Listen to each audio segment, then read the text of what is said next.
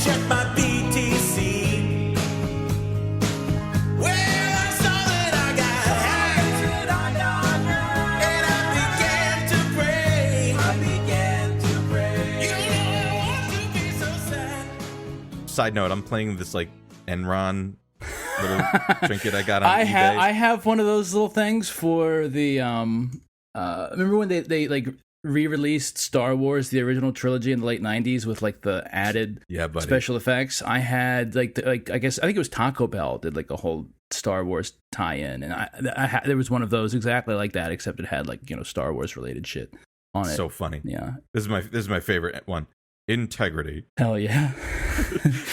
They look like fucking Buttigieg in that picture. They all look like I have an Enron baseball cap that I've been meaning to show you, and I have it. One of my friend in high school, his dad worked for Enron, like while it all came apart. Wow. Oh, yeah. And he had this he had a pool table, and right next to the pool table in their basement was like a metal Enron like sign on the wall, like the sort of thing that you see when you go into the corporate lobby, and every now and again one of the letters would fall off. So this was like after the scandal, we were standing around the pool table and like the N falls off, and he goes like, "Yeah, damn, Enron's really falling apart."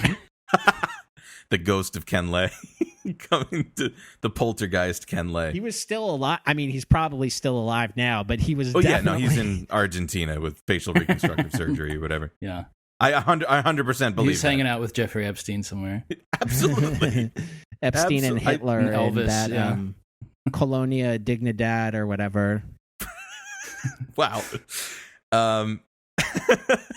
Man, I love this shit. I also had a hat when I was in it was like house painting in the summers in college, and I needed a hat, and I went on eBay. Oh yeah, I knew there was an Enron hat somewhere. Yeah.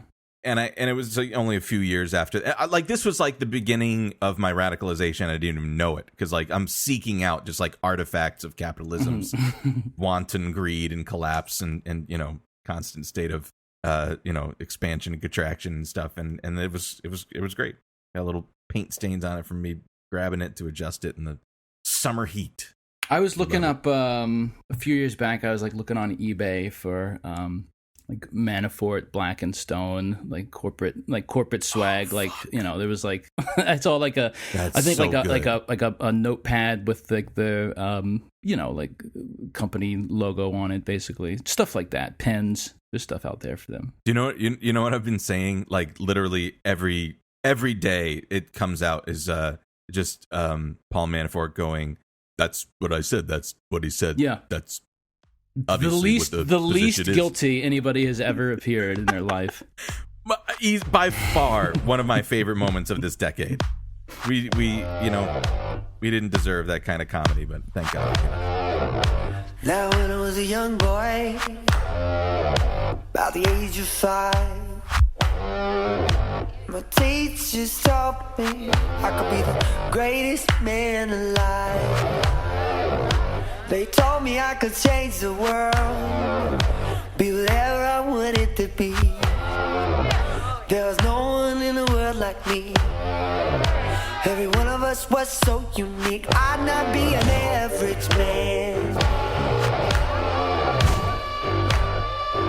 No, sir, I'd be no average man. So I had those big dreams. Welcome back, everyone, to Eat the Rich. This is a show about our political economy, late-stage capitalism, and the millionaires, billionaires, and multinational corporations hell-bent on staving off his death rattle. I'm Dwight, and today we have with us Chris. Hello. And joining us again, we are extremely pleased and very happy to have a good friend of the show on, of the District Sentinel Radio and producer of Means Morning News. We have Mr. Sam Knight. Welcome, buddy. Fellas, one last trip around the horn here. Once more into the breach, dear friends. Each time I go out, they pull me right back in. What an honor to have you, pal. Thank you so much for joining and also introducing. I know I'd like heard about this dude at some point, but he's somewhere deep in the Dwight's archives. But you suggested for us to talk about this guy, and he is a very, very interesting, conically shaped subject for us to discuss. Eggman. I've been calling him Eggman. I end up with like a little fucking like name for most of the people we cover, and I'll like save my files under that name. So he's Eggman. Eli Lake is not rich enough for us to for him to take that name for you. But he absolutely looks like he was banished from the Coneheads planet for some sort of sexual sex crime. We're talking about Marc Andreessen, I guess we could just say a Silicon Valley douche, VC. And we will explain, obviously, his whole origin story and stuff like that in a second. But very, very interesting topic. And also, just he's a crypto guy too. He's big into crypto. Web3. I still not entirely certain what that is. Nobody is. It's made up. I can't remember if it was Jacob Silverman or Ed Ngueso Jr. who said it, but one of them said that it's called Web3 because there are 3 venture capital firms that are really trying to make it happen. And one of them is Andreessen Horowitz, or as it's now known by its tech douche name, A16Z. Fuck. God, there's fucking... I thought that was one of Elon Musk's kids, but I guess now I realize this.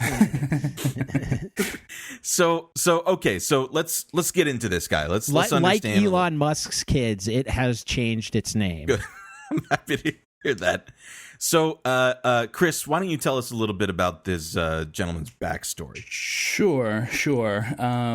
So, early life, he was born in Cedar Falls, Iowa in 1971. And a lot of this information, this is coming from, like, most of the information I could find about his early life came from this, like... it's called Internet Career Biographies about Marc Andreessen and Jim Clark. It basically strikes me as like having been written for children, it seems. But this is the source that I have.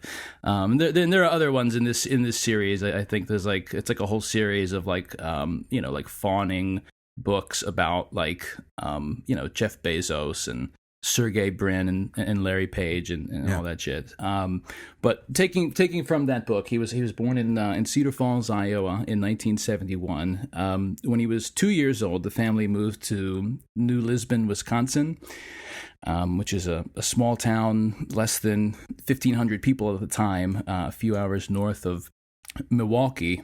His father, Lowell Andreessen, worked for a seed company.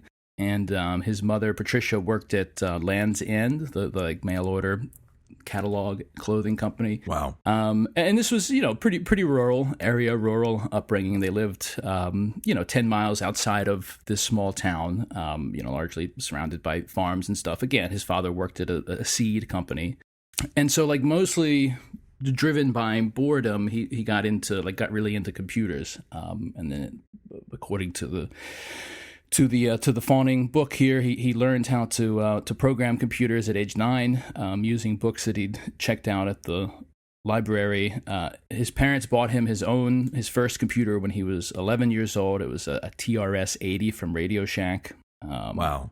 And again, this is like they do the thing that they do in any one of these sort of like fawning biographies of these guys. They go into how much like how he really like bootstrapped himself and worked mowing lawns and bagging groceries and all this stuff. Worked throughout high school and put all his money into more computers and computer magazines and stuff like that. And I mean that alone, that computer, and I just looked this up, was in today's dollars like a $3,000 computer. Oh wow! So I mean that's not an insignificant like investment that his parents made, I guess, for this. They must have really believed in it or something, is my guess. Sure. Hey, how do you it's Urbana or Urbana?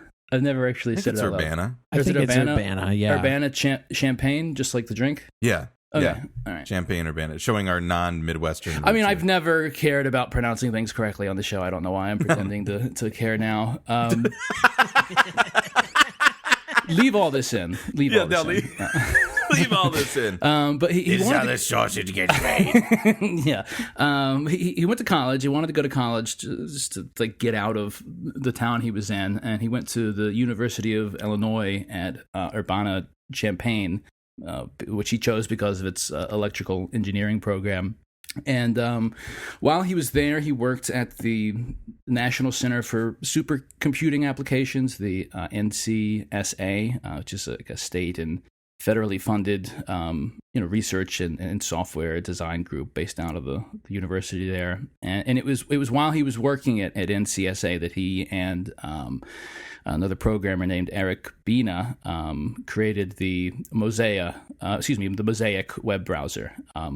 Which would be like one of the first web browsers to become like really widely available and would be pretty ubiquitous from its release in 1993 through 1997 when it was discontinued.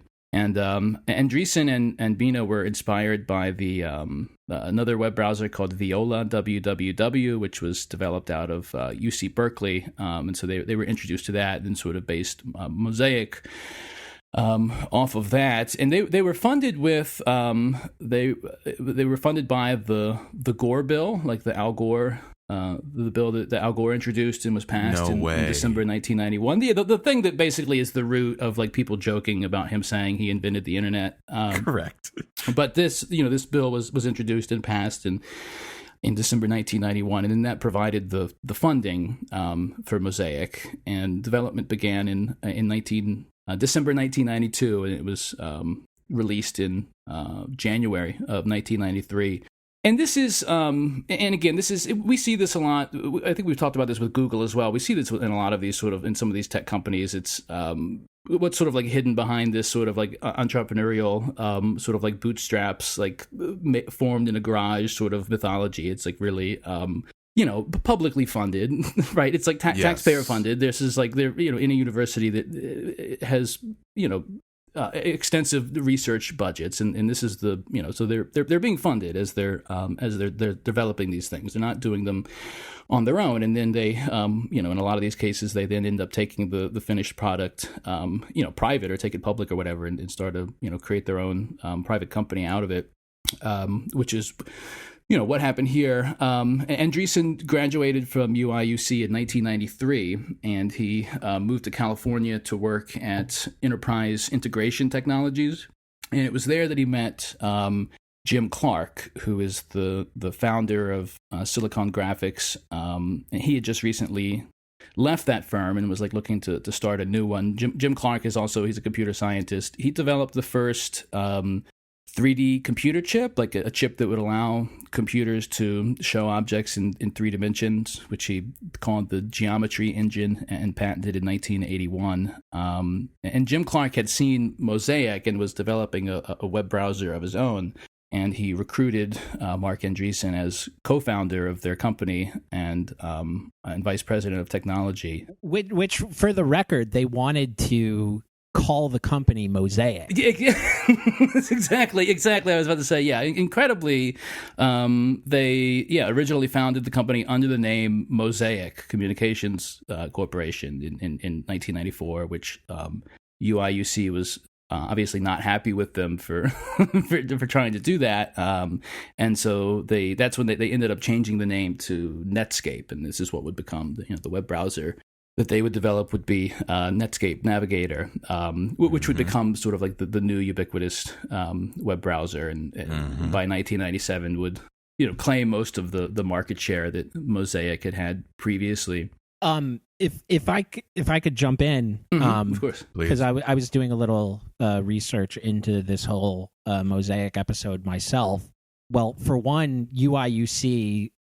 It didn't just get money from the Al Gore Inventing the Internet Act, which I'm not saying you were suggesting, but during the 80s, it was, according to the Financial Times, it was one of just 4 sites funded by Congress to host $20 million to $40 million supercomputers. Wow. So there was a lot of public money behind this. And there's also a very instructive article that came out in the Seattle Times in 1997, which explains that the genius behind Mosaic was that before Mosaic, web browsing was viewed as like a text thing where you would just read like a long text file, you know, sort of like a fax machine, but on a computer or something. And then with Mosaic, it really changed the game and made it much more visual and things like that. And yeah, there was a lot of bad feelings from the NCSA and UIUC communities, and I'll just try to read quickly here from this article. The question of who came up with the original idea for the graphical browser remains a running argument in NCSA circles. Andreessen, hailed by the media as the boy genius of Silicon Valley and the next Bill Gates after Netscape rocketed to fame, drew resentment from insiders after articles credited him with the original idea. Today, Andreessen and Bina, who contributed the bulk of original programming on Mosaic and later helped build the Netscape browser, say the contribution was to add graphics and user interface improvements to browser technology. The project coordinator, Joseph Hardin, however, said the idea arose, quote, organically from discussions among Andreessen, Bina, and another NCSA programmer, Dave Thompson, as well as key managers, including Ping Fu, Andreessen's supervisor. Fu herself recalls suggesting the idea of a graphical browser to Andreessen. As project manager, Hardin officially assigned Andreessen and Bina to do the browser. They say their work was well underway by then. Sure. Moving on. Whatever the case, the catalyst was the visual and collaborative orientation of the NCSA's software. The center had long worked on enabling scientists to share data over networks in easily comprehensible 3D form. Before they became involved in Mosaic, several of the center's programmers, called the Rat Pack for their erratic personal habits, were working on Collage, software for sharing data augmented by pictures and sound over networks. Andreessen worked with Fu's pioneering 3D modeling software as well. So they say their work was well underway, by the time they were assigned to it, but it also sounds like they were piggybacking off of UIUC's work in data visualization and things like that. When they discovered the hyperlinking power of the web, the NCSA programmers had that predisposed connection to visualization, said Mike Folk, who headed a key data format project for the NCSA.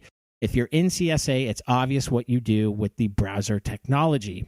Also, the article mentions that rumors were abound that Netscape's original browser contained Mosaic code, at least in its early versions. College authorities received email telling of early Netscape error messages containing references to NCSA. So I'm not saying that Andreessen isn't like an intelligent guy and a good programmer or whatnot. He clearly is. It's just that he sees himself as this Horatio Alger type character who bootstrapped. He absolutely came from humble roots. I will grant him that, but he really seemed to strike gold in terms of he was working with public assets at a time where the transition from Keynesianism to neoliberalism was ramping up, and the push to privatization, which affected UIUC too, because there was a law that was passed in 1980 called the Patent and Trademark Law Amendments Act, also known as Bayh-Dole, after Birch Bayh and Bob Dole. No way. It meant that universities could profit from IP. And as we all know, under capitalism, could profit typically means must profit, because you have your fiduciary duties, and that gives you excuse to be as sociopathic as you want. So, all this was happening around the time that Andreessen was developing Netscape, or on the way to develop Netscape. And I should also add that, generally speaking, there is a phenomenon known as simultaneous innovation, which, around the time Alexander Graham Bell invented the telephone, there were other people who filed patents for the telephone, but just missed out on it. Independently, they didn't know that it was going on, which is to say that, innovation is like a social product. And okay, Andreessen contributed a good amount to building the modern web browser. You know what? Someone else probably fucking would have if he didn't. So absolutely.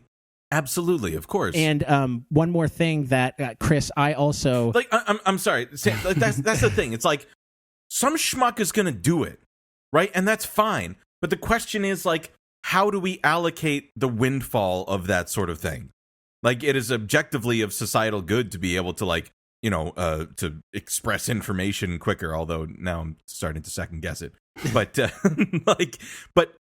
question is, how's the windfall and the societal utility that is generated from that, like, distributed? And, like, in the case of, obviously, in a freaking capitalist hellscape, it is unfairly distributed into the hands of very few, even when it was fucking publicly funded. That's what's so maddening. Yeah, and Chris, the website for kids, that it was like referenceforbusiness.com, right? That's what that's what told you you sourced for Andreessen's early life. No, actually, no. I was looking at, I don't know, it's like in Google Books or something. It was like one of the references on the Wikipedia page. Okay, I ended up there. Well, yeah, there's a quote attributed to Andreessen on referenceforbusiness.com where he portrays himself as a bootstrapper. He sort of qualifies it a little bit, but the quote is, "Right now, today, with a little luck and brains and timing, any kid with a computer can do what Netscape has done. There are no barriers to entry anymore. Any kid can spark a revolution. Yes, any kid with access to a $40 million supercomputer funded by the United States fucking government." Right. Give me a break. I guess, sort of maybe putting a little bow on the Netflix part of things, or excuse me, the Netscape part of things. Netscape would be released in 1993, would IPO in 1995. Andreessen was on the cover of Time magazine that year. Netscape then went on to be sold to AOL in 1999 in a tax-free stock swap deal valued at $4.2 billion. Still don't know what that means, like tax-free stock swap deal, but whatever. Yeah, I don't think we're supposed to know. It sounds pretty nice, though. Do we maybe want to talk about his wife and stepfather a little bit now? He's married to his wife is Laura Arrillaga Andreessen, and they were married in 2006. Now her father is a billionaire real estate developer named John Arrillaga, who actually just died in January of this year, and he was one of rest in piss. I mean, really, one of the people most responsible for like Silicon Valley being, what it is and where it is and all that sort of stuff. I mean, he was one of the sort of the development that sort of led to what we see today, and he was one of the largest commercial real estate developers and largest landowners in Silicon Valley. He and another billionaire developer named Richard Peary, basically responsible for a lot of what would become Silicon Valley, going all the way back to the 1960s. They were, buying up and converting thousands of acres of farmland into office space for the semiconductor industry in Mountain View and San Jose and Sunnyvale and all these places that would, become like the heart of Silicon Valley. They developed over 20 million square feet of commercial real estate over a period of 50 years. The one good thing you can say about how they developed Silicon Valley is it is on the Pacific Coast. So when Chairman Xi launches the missiles... Oh, boy.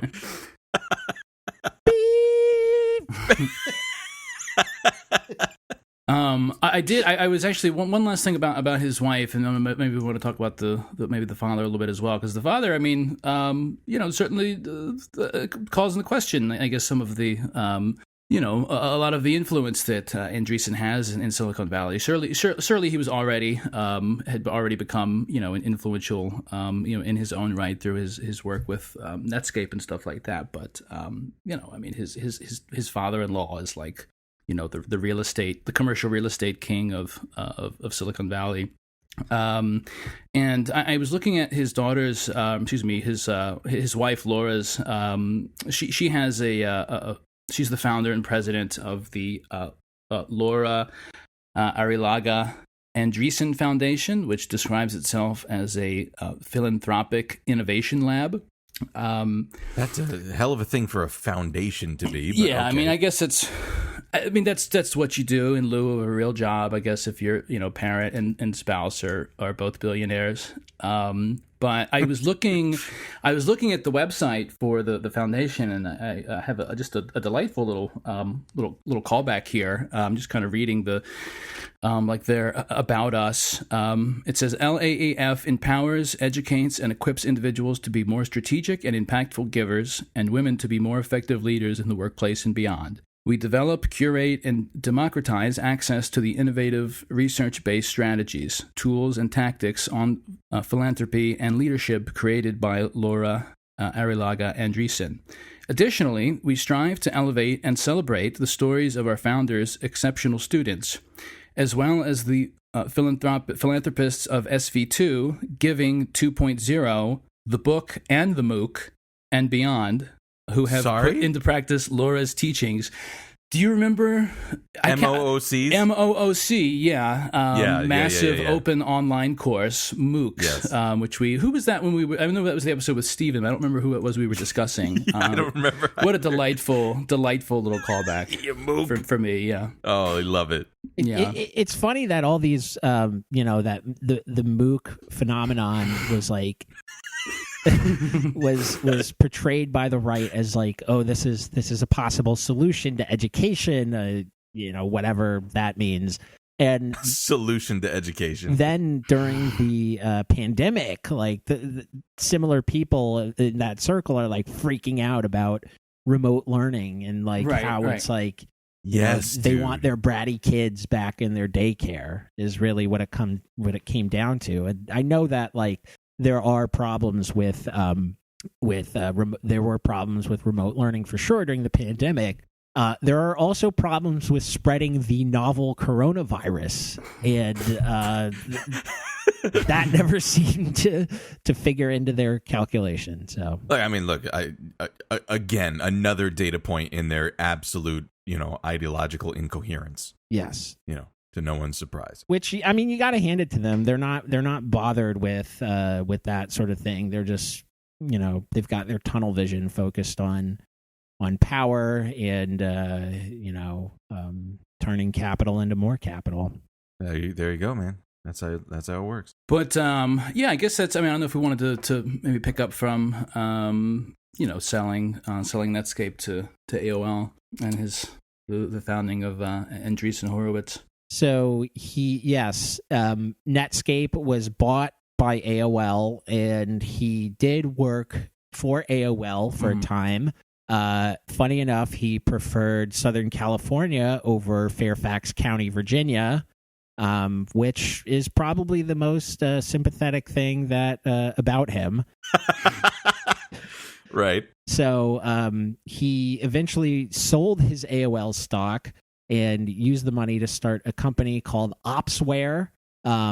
Basically, it was to help big companies manage their websites on the back end. It wasn't really like for the average sort of retail user. It was more like wholesale. Evidently, that had some value. It was acquired by Hewlett-Packard in 2007 for $1.7 billion. Andreessen then used the money to step up what he had already started doing at this point, angel investing, and the timing of 2007 and his marriage with Arrizabalaga or whatever her name. Sorry, that's a Chelsea goalkeeper, I think. It's Spanish soccer, but it is a Spanish last name. I read that John Arriaga was of Spanish descent. Right. Basque, if I'm not mistaken. That sounds about right. Yeah, because Kepa Arrizabalaga is from Basque Country. Anyway, no. So Andreessen Horowitz was founded in 2009. That said, it's still Chris's point about how what impact his marriage had on the launching of this VC fund. I would say the timing is curious. So anyway, I would say so. Andreessen Horowitz was formally founded in 2009, not that long after the Opsware sale to HP, and he started it with Ben Horowitz, who had been with Andreessen since the Netscape days, since 1995. Now, at this point, Andreessen Horowitz starts investing in companies that would become sort of iconic in the Web 2.0 universe. They invested in Facebook, in Foursquare. That's not so iconic. Pinterest, Twitter, Skype. They sold Skype to Microsoft for $8.5 billion. Jesus Christ. So he is establishing himself as a guy who is betting on winning horses. I will say that some of these companies that he has invested in to this day are not really that profitable. And we will see how they survive an environment in which it seems that low interest rates, zero-bound interest rates, the appetite for that is gone. We're seeing the Fed aggressively hike rates. We're probably headed for a recession. Two very popular, just like an anecdote, two very popular local alcohol makers, a brewer and a distiller, just announced this weekend in D.C. that they're going under. And really, which is sad. And they make good product, but maybe it's that in the environment of rising interest rates, they can't survive. So anyway, another one, by the way, is Lyft. Andreessen Horowitz did invest in Lyft, and I'm not sure Lyft has ever turned a profit. But so I'm sad that we never got to do an episode on Lyft, because that's something that I just oh fuck, that's such a good one. I've been wanting to do that for a long time. But Sam, you're so right that's these sorts of companies were built and addicted to low interest rates. Oh, yeah. I mean there's no interest rates, right? Money was cheap as shit, and the Fed kept pumping money into the economy and all that sort of stuff, and the buying of corporate debt and all that shit, and all of this stuff. I mean, he's none of these companies. He just joins boards. And he comes in as an investor, and startlingly, bad rates of return. But I guess they just bet on the fucking horses that the moonshots or whatever, and then and that's how they fucking make their money. Yep. Instagram is something that A16Z invested in before it was acquired by Facebook, and Airbnb is something I believe they still have a stake in, and some of these companies like Airbnb and Lyft are, in my view, they will go down in history as some of the most corrosive, parasitic companies that, have ever existed, in terms of if you think about what Airbnb does and its role in sort of pushing people out of affordable rentals or quasi-affordable rentals, this shit is disgusting. Yeah. And it adds no real value to anyone but the shareholders and whoever these petty bourgeois people who decide they want to buy up affordable housing and turn it into short-term rentals. And right, it's just, I mean, I think that speaks to the sort of person that Andreessen is and how he views society. It's sick shit. It's sick shit, right? That's just that's that worldview is quite wild. And we haven't even gotten into all the crypto stuff, which I'm sure we will do soon. Yeah, I should say too. Maybe this is an interesting time to discuss one of the things I was thinking about that was interesting, and you mentioned interesting timing of Andreessen Horowitz being, come. Go ahead, Sam. I'm sorry. I want to say they're no longer active in Airbnb, nor are they active in Lyft, but they were at crucial stages of these companies' developments, and they probably cashed out. And with Lyft, it's he cashed out and passed it off to other investors who bought up a company that will probably never turn a profit. And who benefits from that is the people who are in on the ground floor, early adopters, lesser fools, people like Marc Andreessen. Right. And so what you were saying about, like, interesting timing of Andreessen Horowitz becoming active, in 2009.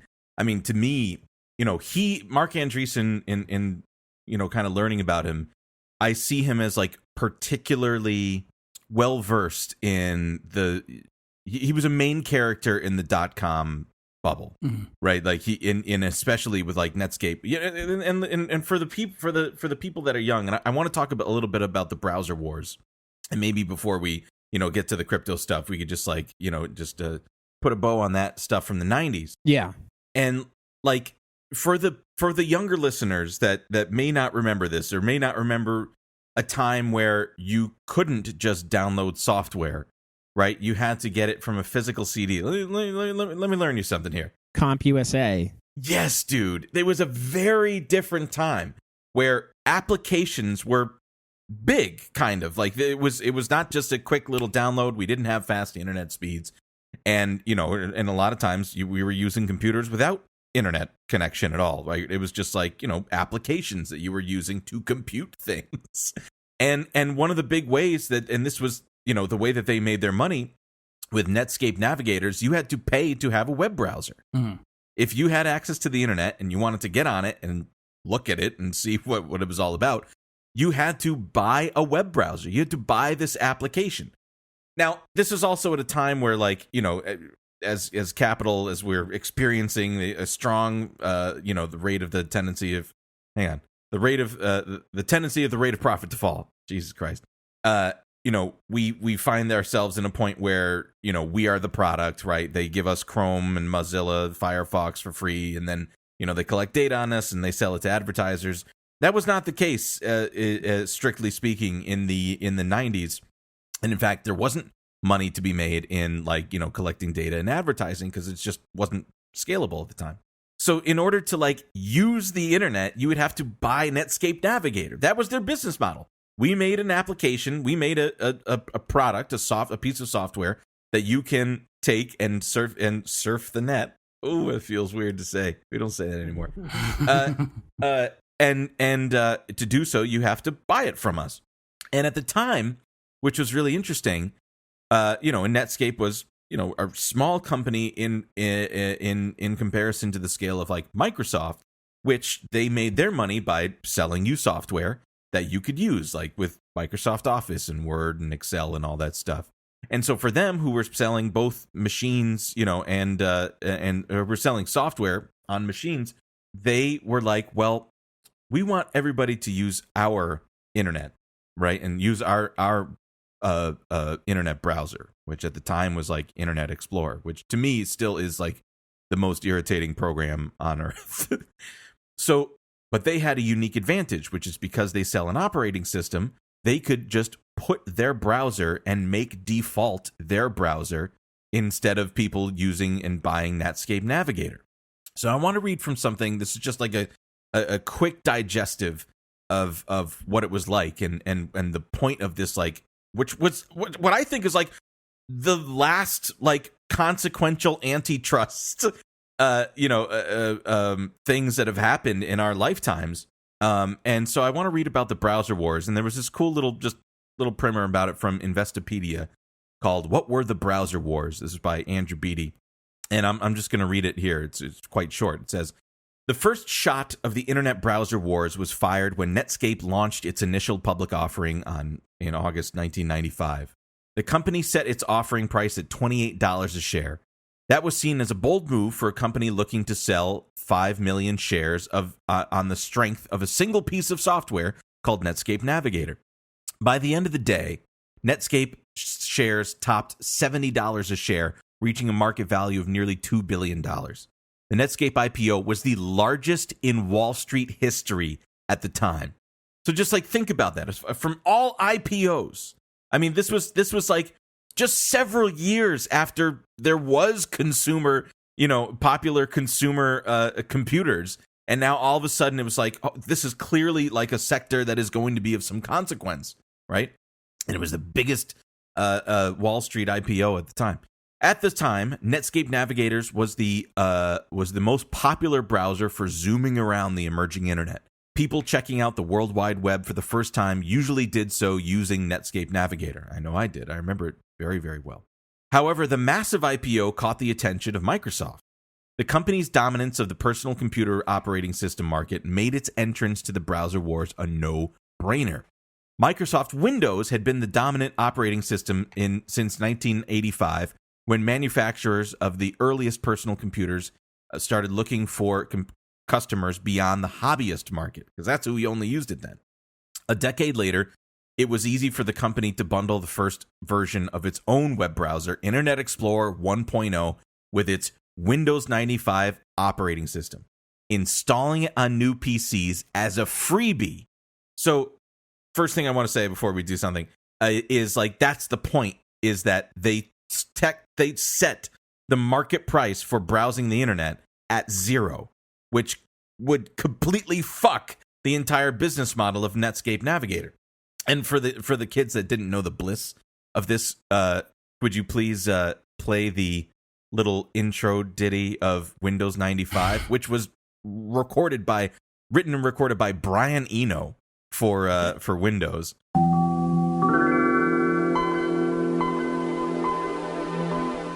Oh, that's some good shit, man. If you heard that in the morning, you're gonna feel good. So here's the question, right? So it says here, Netscape had used a similar strategy earlier by offering evaluation copies as a free download from its website.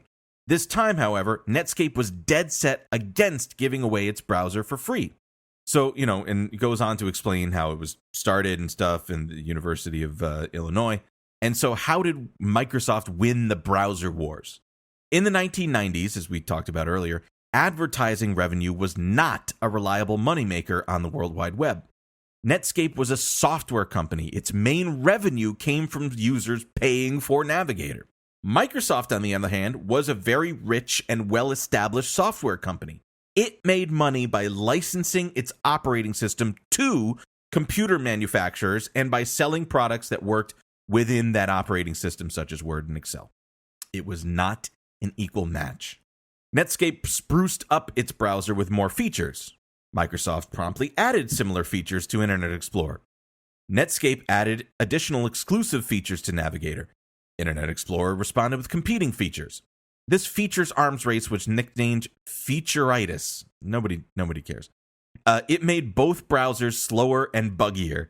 See, this is what it's like so crazy to me. This is what happens when there's just like ego and competition and just like the non-consent of the masses that just like are trying to use a product, and it just gets worse because these two Silicon Valley fuckers are just like, having a pissing match. It says it also split the internet into two worlds, one that displayed well in Navigator and one that displayed well in Internet Explorer.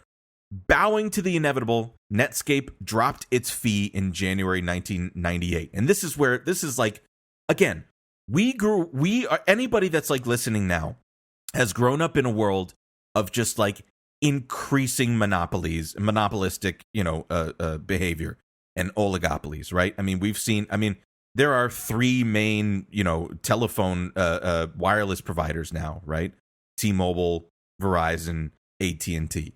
In our lifetime, right, under the Trump Department of Justice, T-Mobile and Sprint were allowed to merge. This should never happen. like there, and back then in the 90s, there was like a million different fucking companies, right? And we've seen every single sector do this. We've seen every single, like, fucking banks.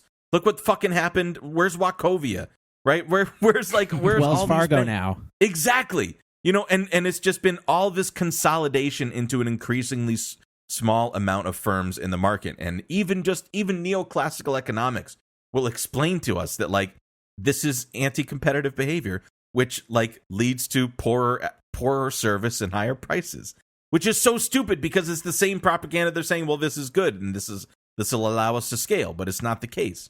And so in our lifetime, like that's what's so interesting is like, to me, this is like one of the last big like antitrust things that happen in our lifetimes and haven't happened to the same scale since. Yeah, Andreessen likes to talk about how he is like an innovator who's fighting monopolies, and literally like just a few days ago he went on the Joe Rogan Experience to talk about how like networks get more valuable, exponentially more valuable with every added member to it. And so he, you know, I mean, he's obviously just like trying to build his own mythos there by like talking about how he is fighting against incumbents and things like that. And yeah, but maybe I'm getting a little ahead of myself. The anecdote I love most about the T-Mobile Sprint merger is that in the run up to the merger, T-Mobile CEO John Legere stayed at the Trump Hotel in D.C. Isn't it so good, dude? So good, dude. So good. Which no longer exists, for the record. The Trump Hotel, now that Trump is no longer president, he doesn't have a hotel in D.C. anymore. What does that tell you? Weird. What a weird coincidence. Very odd. So look, just to to put a bow in this antitrust thing, it says here, the browser war of Microsoft versus Netscape was nearing its end with predictable results when the government entered the fray in 1998. And do you remember those like deposition videos of Bill Gates like sitting there and just like rocking back and forth, just like with just anxiety and just feeling all of his like empire crumbling in front of the Department of Justice? It says in 98, the U.S. Department of Justice and the attorneys general of 20 states filed suit against Microsoft alleging violation of antitrust laws. The suit accused Microsoft of violating antitrust laws by bundling its software with its operating system, thus giving it an unfair edge over the competition. Netscape was at the center of the case. Microsoft lost the case, but they won their key point on an appeal. The company was not forced to split itself in two, separating its operating system business and its software business. In the end, Microsoft won the software war against Netscape. And it says here, it did that because of two simple reasons. One, it had deep enough pockets to offer its browser free forever, and it could place that browser in a prominent position on the home screens of more than 90% of the personal computers sold. Just like think about that, like again with like antitrust, like this behavior is super common today, and there's no investigations and there's no action taken by the government to like ensure competition and like stop these, this is just all the more of the reason that it's so clear that we're just living in a 2.0 Gilded Age, which is like just eclipsing the, the consolidation of wealth that the Gilded Age in the first part of the 20th century had. So yeah, as you can tell, like every synapse of mine is like lit up and firing because this is just like, it's fucking wild. Also, America Online, AOL, famous for making dumb fucking purchases. What did they spent like $4.8 billion or something on Netscape. At that point was like in the middle of it being clearly a useless fucking program compared to Internet Explorer, which still sucked. Anyway. Do you remember CompuServe? We had CompuServe. That was like our service provider when we first got a computer. Wow, that takes me back. Yeah. Oh yeah. But we didn't get a computer. We got a computer, I guess, I was trying to think actually earlier today. I think it was either late 2000 or early 2001. We had a computer on 9/11. I can say that for sure. That's sort of my like point of reference. But yeah, but we had CompuServe. That was my first online service provider. Yeah, we love it. Again, where are all these companies now? Right. Nowhere. Well, that one was AOL bought that one, I believe. I think you're right. Yeah. I think AOL bought that one in like 2000 or 2001, I think. Joke.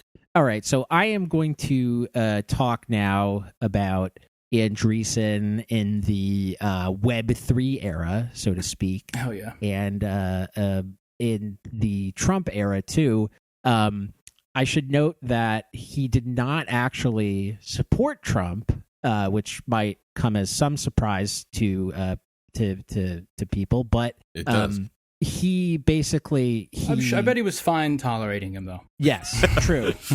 He liked Hillary over Trump because of he views immigration, like open immigration, as key to keeping Silicon Valley fresh or whatever. And I think some of the Bannon nationalism made Andreessen a little uncomfortable. He was a Republican.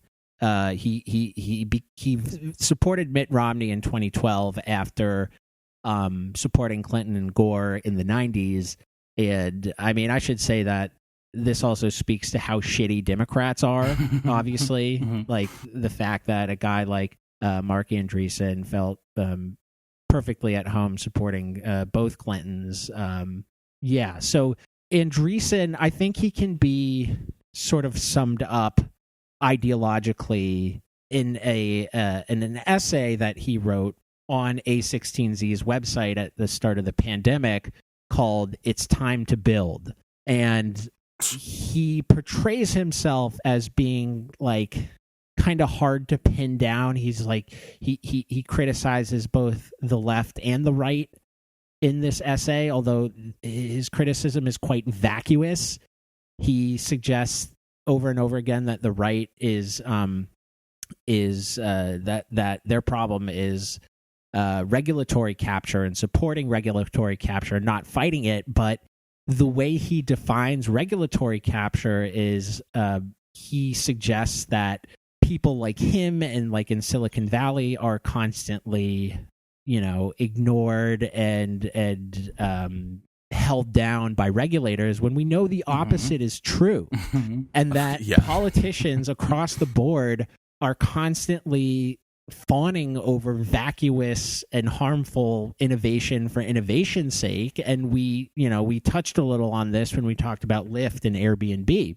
And if there was regulatory capture in the way that Andreessen portrays it, a guy like him would just be like far less influential than he is, rather than gutting, entire communities and entire industries and pushing these innovations, which all they do is regulatory arbitrage and undermining regulations. Like he is, he portrays himself as being an outsider when like it couldn't be further from the truth. Of course. So yeah, I do think that his "It's Time to Build" thing sort of gives insight into how he thinks, and he seems to just want to build for building's sake, or if it's profitable, do it. And we see that with some of the really corrosive companies that he has started.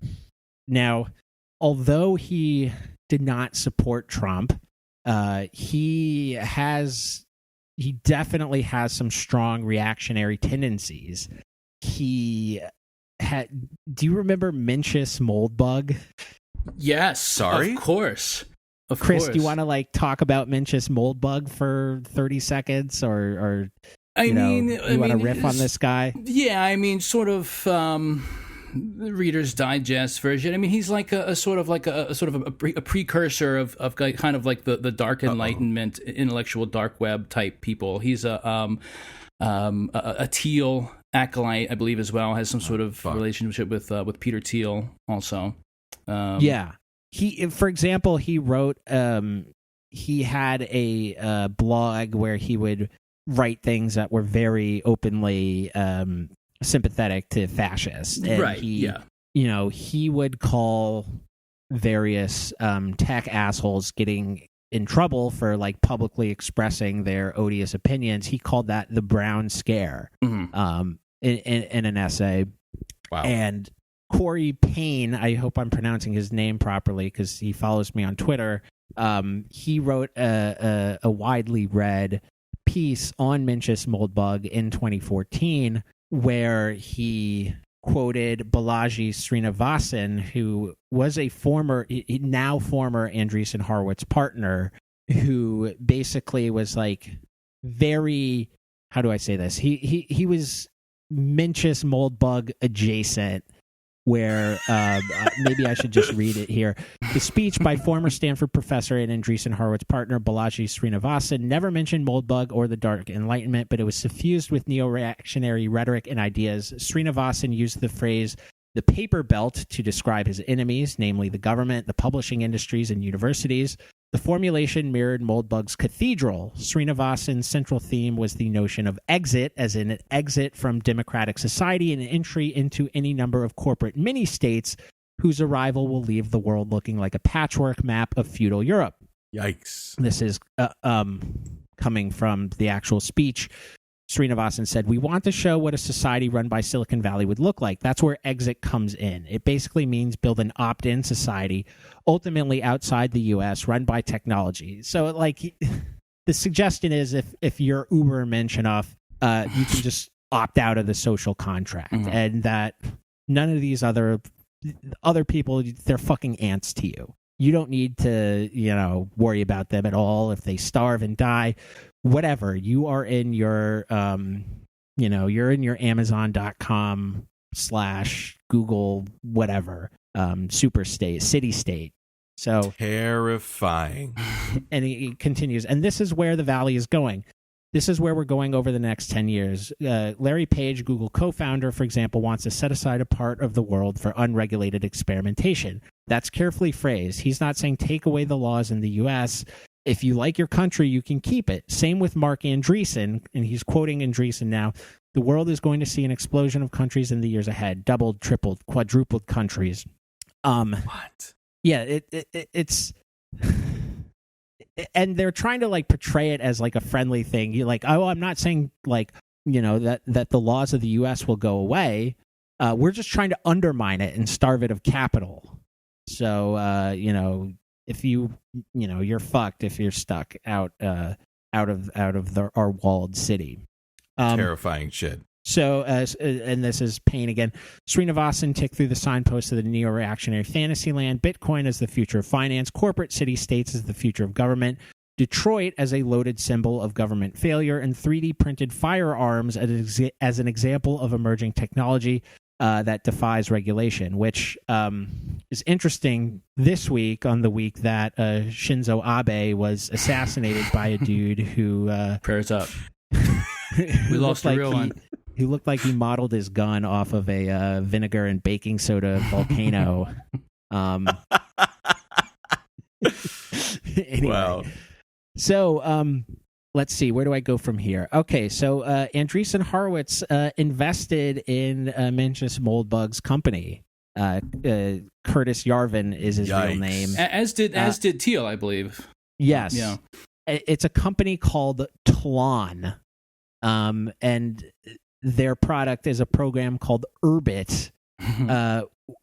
So basically what it sounds like is, again, they use this Orwellian sort of language where they're talking about how all these various companies like Google and Facebook are, they're kingdoms, and that they want to undermine their power by creating a mega platform, which who would that empower? Yeah, an alternative kingdom, if you will. Right. Yeah. The good news is that this idea is dumb as shit, and like we know this because people like it. It seeks to address a problem that doesn't exist. Right. It's a solution in search of a problem, because like what's so hard about cycling through apps and like multiple tabs on your browser? Or like apps on your phone, tabs on your browser. Like, this isn't something that people actually give a shit about. Am I right? I feel like this is the dumbest idea I've ever heard. Yeah. No, that's right. Anyway, Andreessen Horowitz has invested in this company, and reading from The Verge here, Tlon is a small 5-person company that caters to a niche audience, even as it plans an expansion for everyday users. It has received funding from serious VC players, including Andreessen Horowitz. They declined to say how much, and since it produced a prototype, Urbit has generated revenue. In June, it sold this is 2017. In June, it sold blocks of addresses to early users and made more than $200,000 through sales. The CEO, a guy named Galen Wolf-Pauly, said they sold out in about 4 hours. The occasional user may even be a fan of Yarvin's politics. In a Reddit session last year, a user took this connection one step further, telling Yarvin they had tried Urbit because they supported his, quote, social political goals. I don't know. I don't want to look too much into this, but it's interesting, this web of connections between Andreessen and Mencius Moldbug, and the fact that Balaji Srinivasan was an Andreessen Horowitz partner, and I believe Srinivasan also was caught talking about harassing journalists in like the Gamergate sort of model. And it's funny because if you've spent enough time on Twitter, you know that the right absolutely fucking despises Washington Post reporter Taylor Lorenz. Mm-hmm. Yes. And correct. I'm not saying this as an endorsement of everything Lorenz has done or said, but she clearly doesn't deserve any of the shit that comes her way, or everyone deserves a little bit of shit, right? But she gets way too much. And a lot of this started when I guess it was early last year. This was on an Andreessen invented app called Clubhouse, which is it's just an audio chat thing where people can talk, and it's like a Google Hangout. It's stupid and no one cares about it anymore, but it had its moment for a few weeks. So Taylor Lorenz mistakenly said that Andreessen used a very ableist slur and corrected it. Just sort of said, sorry, that was an error, my mistake. And nevertheless, was a magnet to all sorts of vicious abuse because of that error. And Jesus, I don't know. It's not great. It's not great. The fucking Jesus Christ. He's back. He's in my ear. Oh, the guy? Oh, the guy? Yeah, the fucking guy. Jesus. Last night, oh, fuck. When I was recording, oh, God damn it. Well, sorry. If I seem distracted, I hear him very faintly, and I think it's because the wire is underneath the laptop. God damn it. I was hoping to at least get to the end of the show without him bothering me again. I just hear him very faintly, fucking hell. All right, sorry. Tell him to shut the fuck up. So yeah, here I am, just chewing on and speaking into a wire. Shut the fuck up. God help me. All right, sorry, Sam. Go ahead. Another interesting thread involving Andreessen in the early Trump era is that he in 2016 he attracted criticism for his associations with Milo Yiannopoulos. Mm-hmm. This is from reporting done by Owen Higgins in the Outline. Shout out, Owen. You my boy. Andreessen said, quote, that about Milo's checkmark getting taken away, raised, quote, the tantalizing scenario that your account has been taking over by an imposter who can exactly replicate your mojo. I don't really know what he's going for, other than why would you try to defend Milo?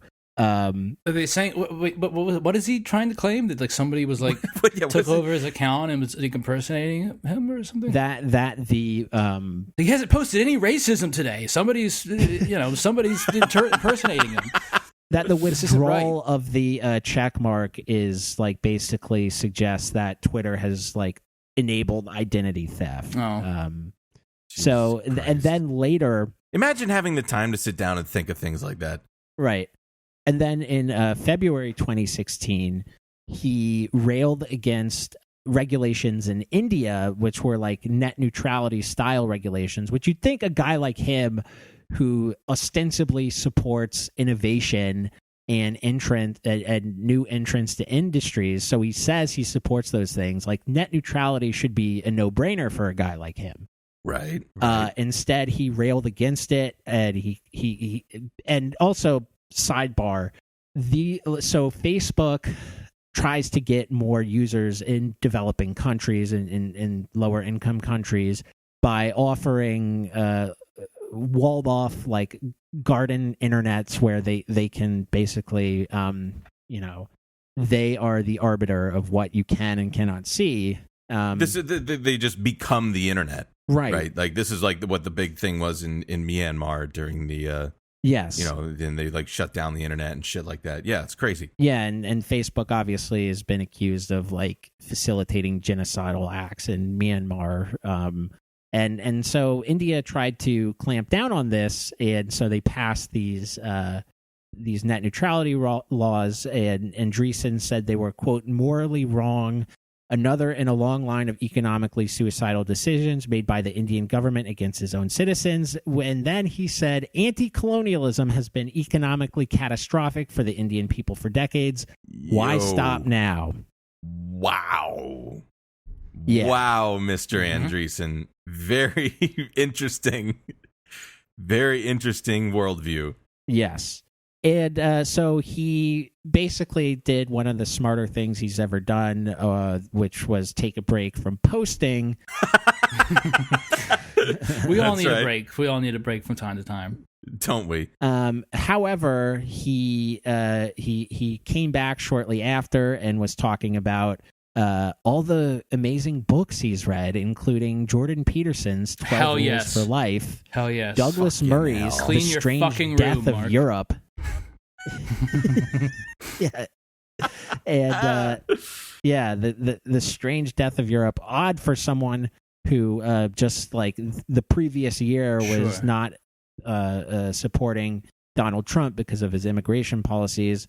Although I guess he wants to keep an open mind or whatever. Well, speaking of Peter Thiel as well, I mean, he obviously he knows Peter Thiel and is very very buddy with Peter Thiel. In fact, there's I don't know if you guys took a look at it, but if you I was like watching some videos of him on YouTube, and there's a Dwight, you'll like this if you didn't see this one. There's a It's like billed as a debate between Peter Thiel and Marc Andreessen. It's held at the Milken Institute. Our friend Michael Milken. We love friend it. of the show, Michael Milken's Junk Bond think tank. I mean, it's billed as like a debate between like the two of them. It's like an hour-long thing. I don't know what they necessarily disagree on, like other than like what's the best way to convert the poor into fuel or something. But it's like billed as a debate, but mostly what their disagreements on are like very minor points regarding like venture capital and how things work sort of in like a venture capital firm. But largely, obviously, their relationship is very friendly, and they certainly don't seem to disagree on a whole lot of meaningful things. Yeah, no, I mean, yeah, why would they? They might disagree on the wording of certain things, but they certainly seem to both agree that Silicon Valley Ubermensch are superiors, and they were both.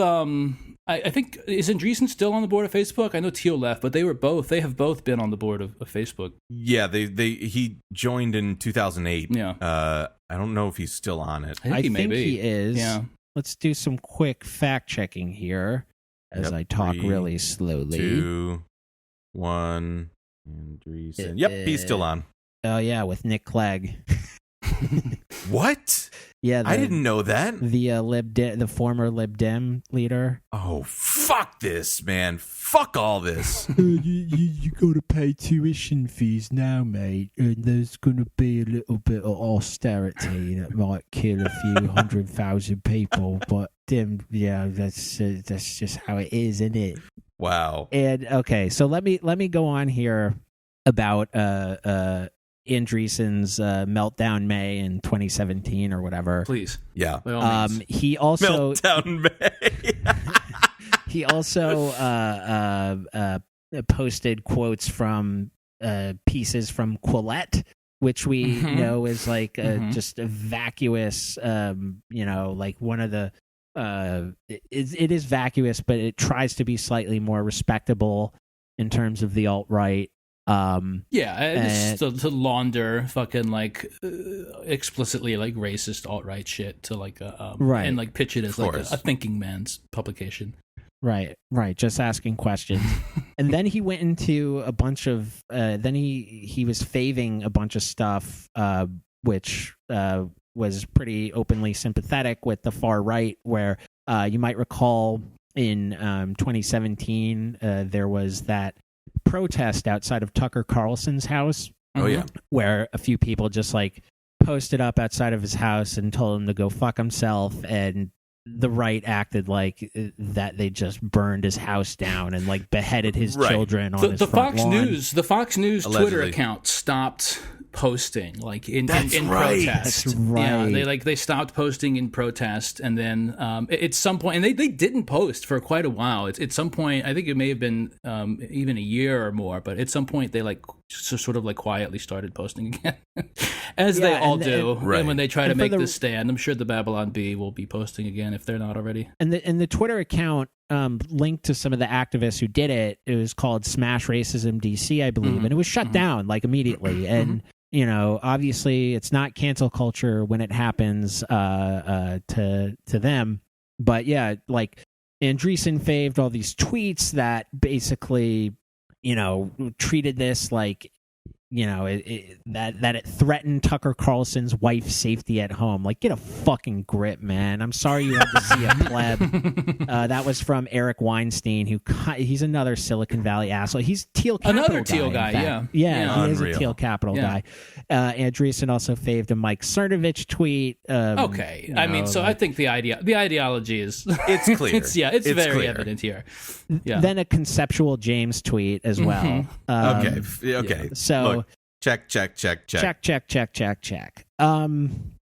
He's also a fan of this is in more recent times, he has posted about the current thing meme.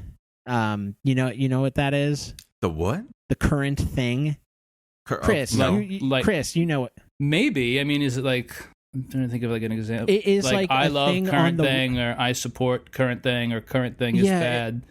That kind of thing. Yeah, it's like the right basically mocking anyone from like a centrist liberal to like a communist who is like reacting to news stories in real time. It's like the and, like, NPC meme, almost kind of. Yes, yeah. it is an offshoot of that, like treating their ideological enemies Jesus. like they are like brainless zombies who are like reacting to Roe v. Wade getting withdrawn because it's the current thing and not because it's like very obviously on its face like a fucking horrific development that will get a lot of people killed.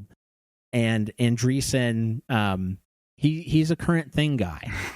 He's a current thing guy. I'm browsing his likes right now on his Twitter account. So reading from from some Bloomberg reporting on Andreessen's current thing meltdown, quote, his quarry appears to be the usual boogeymen of the far right, like cancel culture and excessive wokeism, as well as the frenzied rush to support suddenly fashionable causes like war-torn Ukraine, the nerve.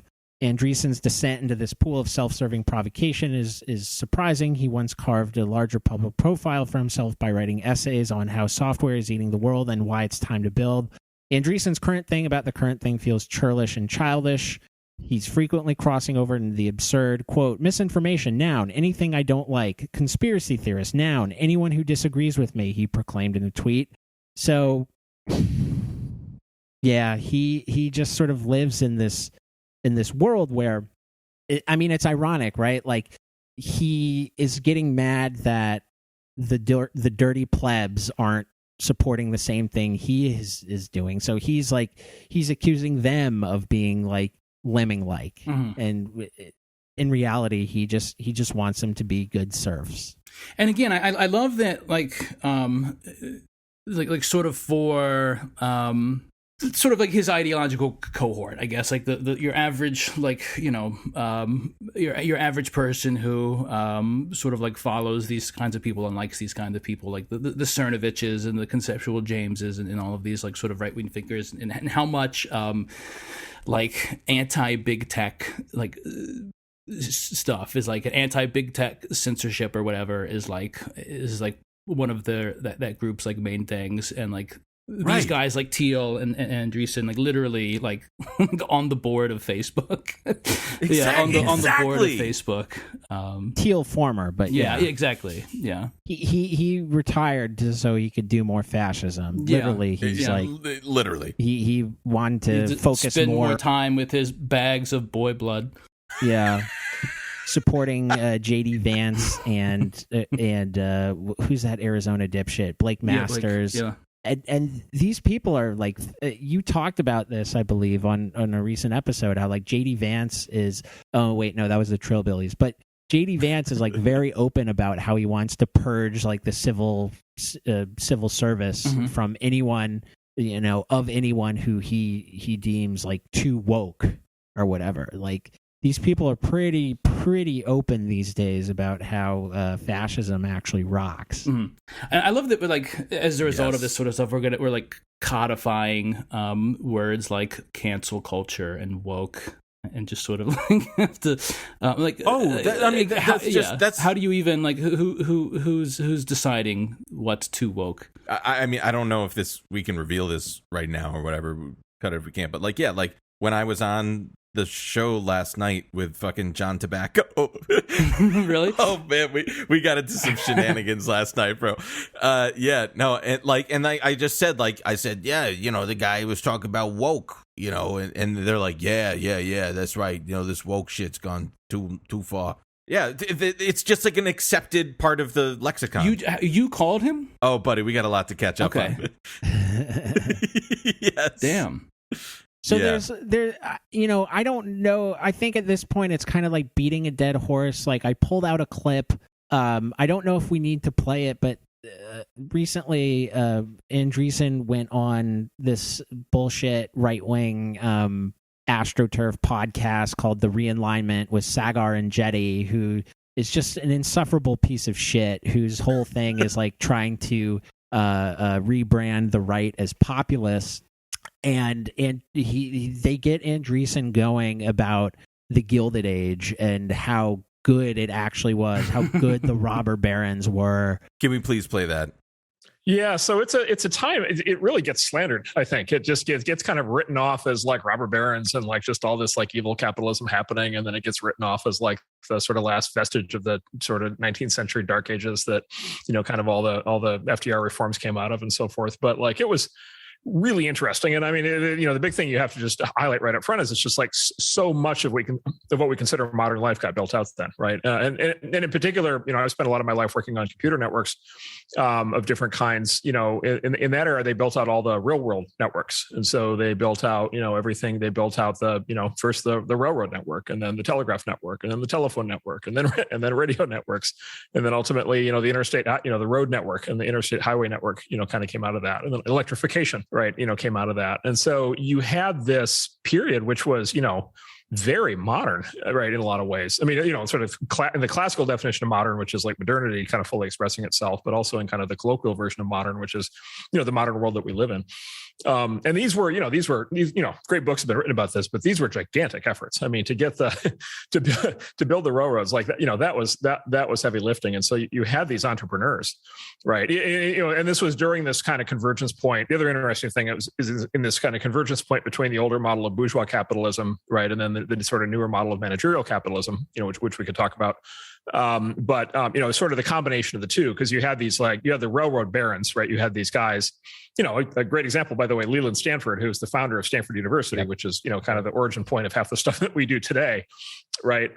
He was one of the sort of railroad barons. And so one of these kind of old school, hard charging, kind of sole proprietor, like, I'm going to build this giant thing just, through sheer will. But at the same time, they needed scale. So they needed, access to a scaled financial system. And then you had the role of JP Morgan during that era, right? And then JP Morgan actually was really interesting. He was more interesting than people think. JP Morgan is a very interesting firm back at that time, because it was a twin firm. There was a father and son, and the father was actually in London. The father was Junius Morgan, and then the son was J. Pierpont Morgan, who was in New York. And basically the purpose of the Morgan banks, and then there was another affiliated bank called Drexel. And the purpose of the banks was to basically move the accumulated wealth of the British Empire, which had become a slow growth place to invest. The UK had become, and continental Europe were becoming slow growth places to invest. And it was to basically basically moved that wealth and invested in the New World and invested in the United States. And so it's this sort of mass diversion of capital into a place, the United States, that could actually use it and could actually build out these giant things. And so you had this just incredible pairing of sort of these great industrial barons with this kind of great kind of financial, kind of adventure, that happened. And then it worked, right? Like we got the modern United States out of it. And, to this day, right, we are still, basically living in to a large extent on the work that of the people of that generation, 100, 120 years ago. And yeah, he's just sort of like glossing over this era where human misery was more or less enshrined in law, and like this. It was at a time where the Supreme Court was shooting down laws against child labor because it violated it violated the freedom of children to sell their labor and tread upon contracts between private parties, and not to mention like the closing off of the frontier, all the indigenous genocide, the land theft that was involved in building the railroads in the U.S. And he talks about it as if like we are still living in like the 1890s. He's like, oh, this is really foundational, and we're really living off the achievements of these people, and like it's not at all true. I mean, space age technologies, first of all, have totally supplanted these techs. Like we don't, we live in a totally different world now, and this all happened with huge government support. Yes. Like if we were relying on SpaceX to go to the moon, we would, the Soviet Union probably would have won the Cold War. And in a sense, maybe it's a shame that didn't happen. But, like all the Gilded Age stuff, it didn't really come into widespread popular use until World War I. Until again, the government poured all these resources into developing these things and developing things like radio, which broadcast radio didn't start till the 1920s, and that happened for a reason. But Marc Andreessen wants you to look fondly back on the age of child labor, on the age of like unions getting gunned down in the streets. Yep. It affirms his worldview of the Silicon Valley superhero. Yeah, and kind of to put this to kind of put this all together.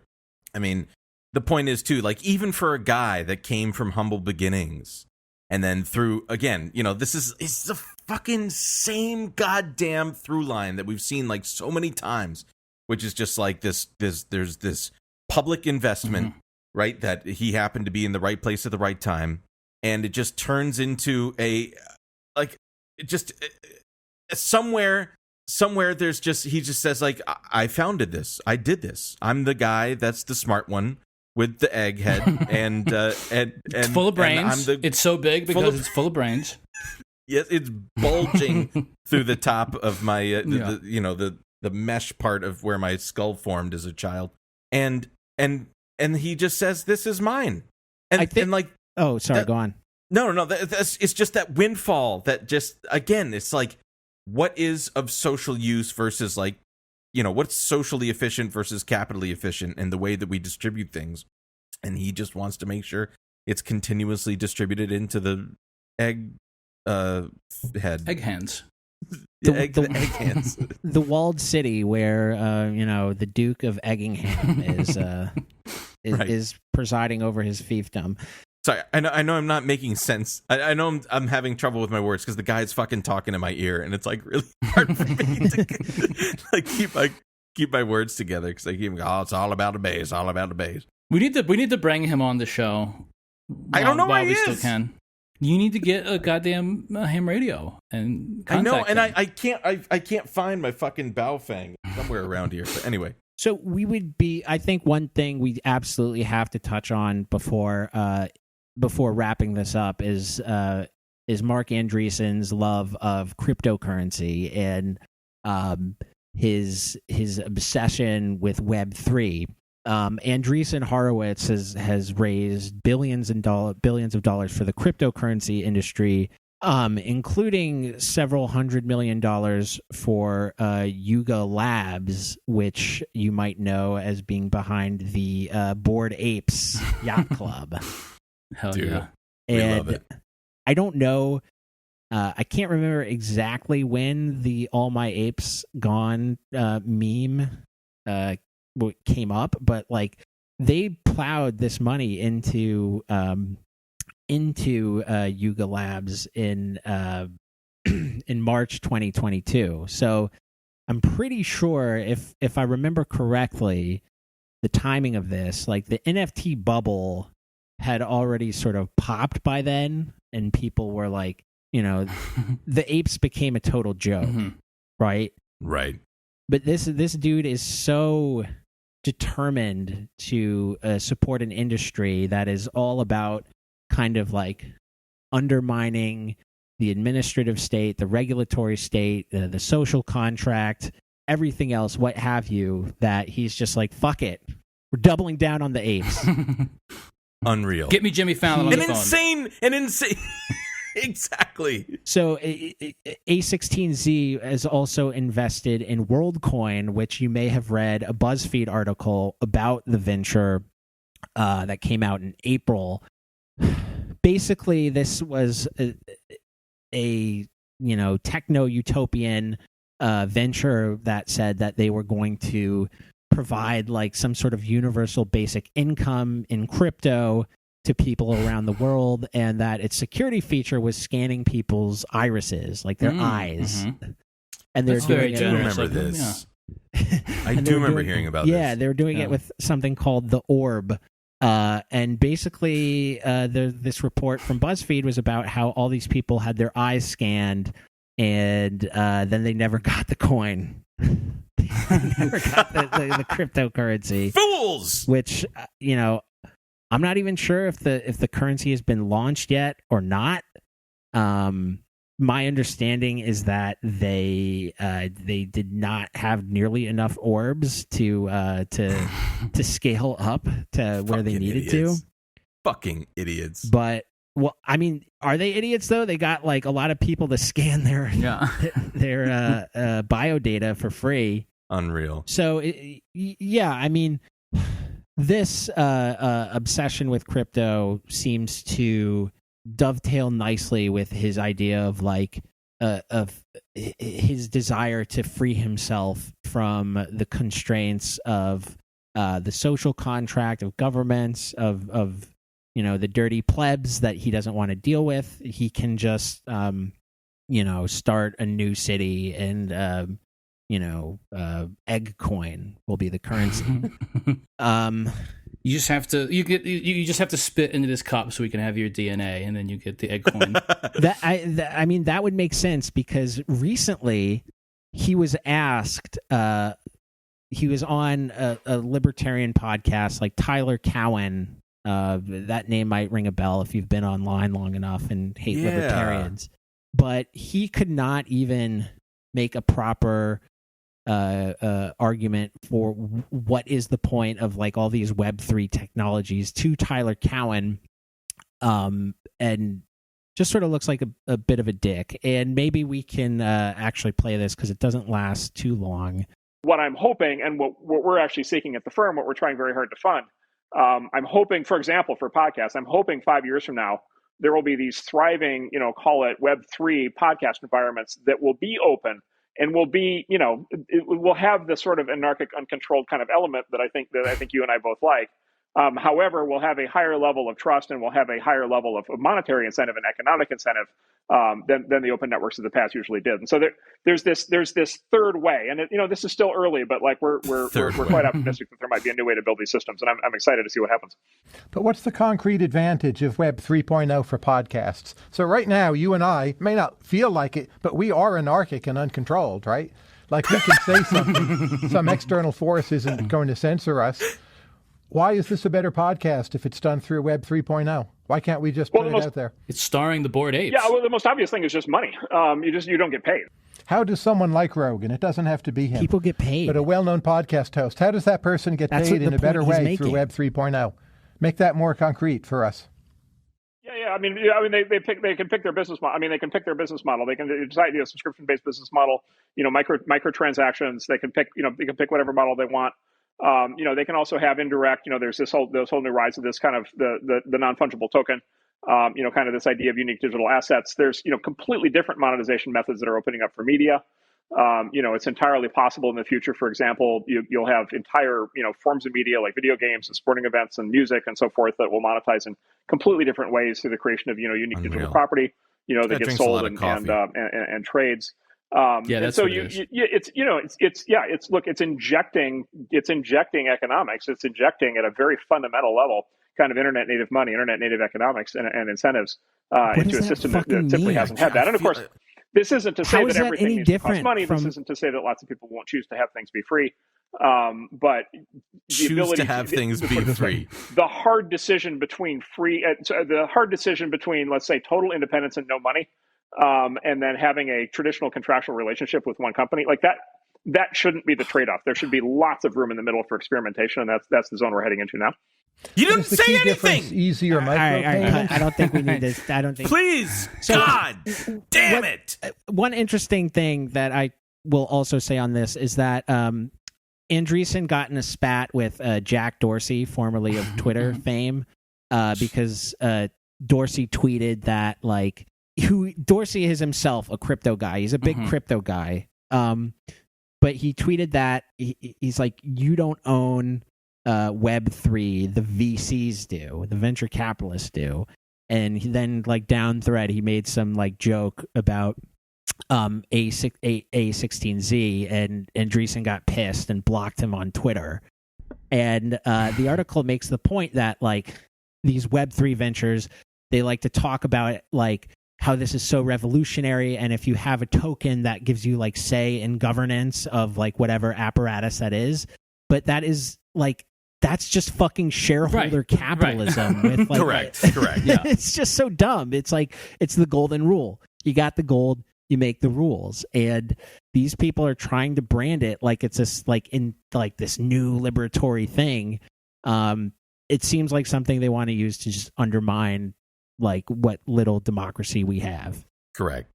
I can't wait for the imagine 2023, the NFT market and all that bullshit has collapsed completely, and they're release the Bored Ape podcast that they've been working on. It's I'm imagining sort of the sort of the Seth Green TV show. It's everybody, maybe Seth Green, maybe Jimmy Fallon, maybe they're all voicing their own apes in character as the apes because we're invested in them.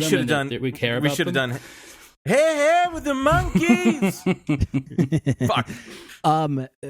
I guess one last thing maybe we should talk about, and I think this is a good capstone to this, is Andreessen's ties to Saudi Arabia and other always one of my favorite topics, libertarian projects. Yeah, for those that don't know, I mean, this was back in 2018, I think. It was a few years ago anyway that this idea of build, and this has always happened where they're this utopian ideas, often completely misguided, saying we're going to build a city from scratch. There was that other douchey, tech investor, whatever, that wanted to do one in New Mexico or Arizona or something like that. Great place to build a city. Lots of water there that is not going anywhere. Exactly. So this one was Noem, Noem, which was about this futuristic mega city or whatever. That wasn't it going to be all along a single road, and it was just going to be many miles long or something. Anyway, this is not Sounds how people right. live. Dumb as shit. Anyway, but it says here, I'm reading from CNN Business from 2018. It says top tech execs will help Saudi Arabia build its mega city of the future.